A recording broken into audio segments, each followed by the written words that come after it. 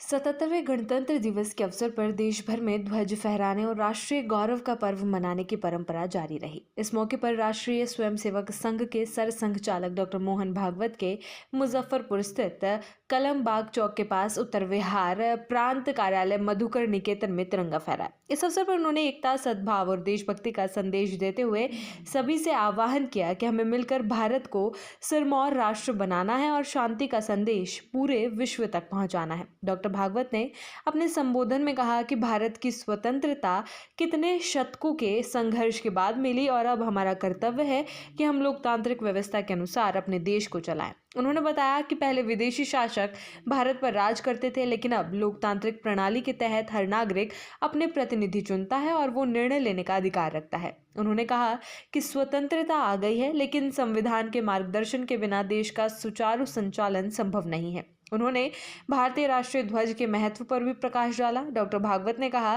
कि ध्वज में भगवा रंग त्याग, सनातन धर्म और संस्कृति का प्रतीक है, सफेद रंग शांति का प्रतीक है और हरा रंग समृद्धि का संकेत देता है। ध्वज के केंद्र में स्थित अशोक चक्र ये दर्शाता है कि देश का विकास और प्रगति सतत गति से आगे बढ़ती रहे। उन्होंने कहा कि संविधान के निर्माता धर्म को सामाजिक एकता और अनुशासन बनाए रखने के दृष्टिकोण से महत्वपूर्ण मानते हैं। संविधान हमें बताता है कि कैसे सभी नागरिक मिलकर देश को चलाएं और अपने कर्तव्यों और अधिकारों का पालन करें। डॉक्टर भागवत ने कहा कि डॉक्टर भीमराव अंबेडकर ने भी अपने भाषणों में धर्म और नैतिकता की महत्वपूर्ण भूमिका पर कई बार चर्चा की। गणराज्य में सभी मिलकर देश का संचालन करते हैं और संविधान हमें बताता है कि हमारा धर्म क्या है। इसके तहत प्रत्येक नागरिक के अधिकार और कर्तव्य स्पष्ट किए गए हैं। उन्होंने ये भी बताया कि संघ के 100 वर्ष पूरे होने के उपलक्ष्य में समाज में 5 मुख्य संदेश फैलाने की बात कही गई थी, जिनमें से अंतिम संदेश नियम और कानून का पालन करना था। उन्होंने कहा कि कानून में सुधार किया जा सकता है, लेकिन जब तक वो बदलता नहीं तब तक उसका पालन करना अनिवार्य है।